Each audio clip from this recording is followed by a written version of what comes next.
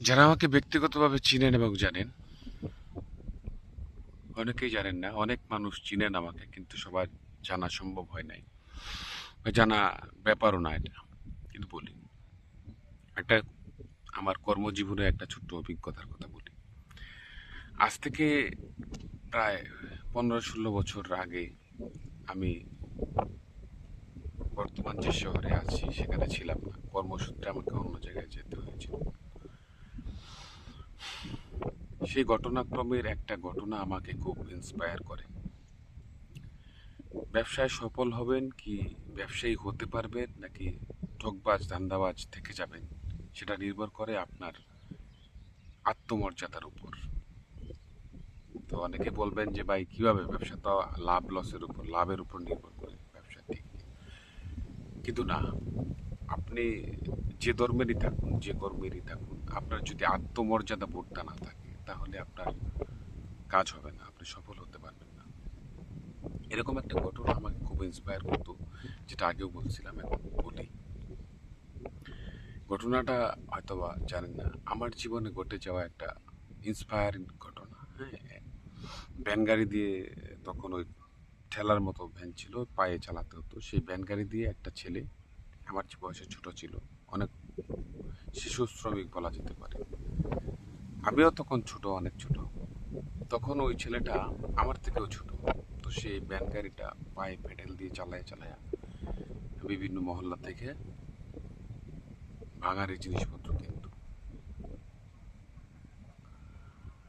তখন আমি বাসার সামনে বসেছিলাম, তো এমন অবস্থায় আমি তাকে লক্ষ্য করলাম, একটা ভাঙা চেয়ার পড়ে আছে রাস্তার পাশে, সেটা সে নিচ্ছে না, উঠিয়ে নিচ্ছে না।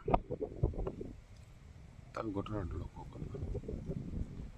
কিছু দূর যাওয়ার পরে আমিও তার পিছন পিছন গেলাম এবং গিয়ে বললাম যে কি ব্যাপার ভাই, তুমি তো এটা নিতে পারতা।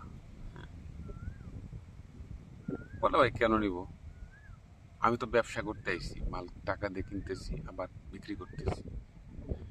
এটা তো পড়ে আছে রাস্তায়, আমি তো টুকাই না। তো আমার বিবেকে একটা লাড়া দিল, মানে একটা এমন নাড়া দিল যে সে কত জ্ঞানী এবং কত মাধুর্যপূর্ণ কথা বলল। অনেক শিক্ষিত মানুষ এই কথাটা বলতে পারবে না। এডুকেটেড, প্রাতিষ্ঠানিক শিক্ষাগত যোগ্যতা আছে, কিন্তু এটা বলতে পারবে না সে।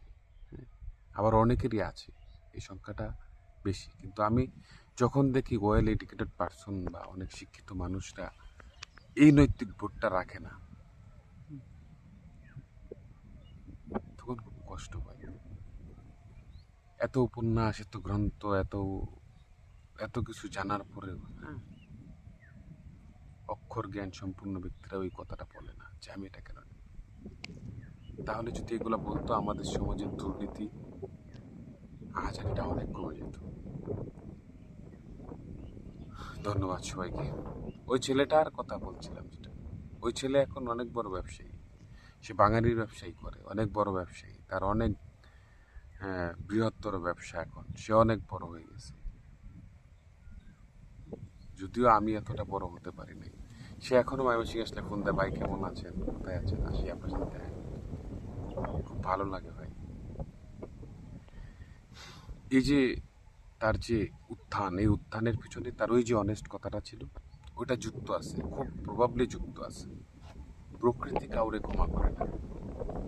যারা শর্টকাট এবং ধান্দাবাজির চিন্তা ভাবনা করেন, সেটা ভালো হয়ে যান, ভালো কিছু করতে পারবেন। জীবন অনেক সুন্দর। ধন্যবাদ।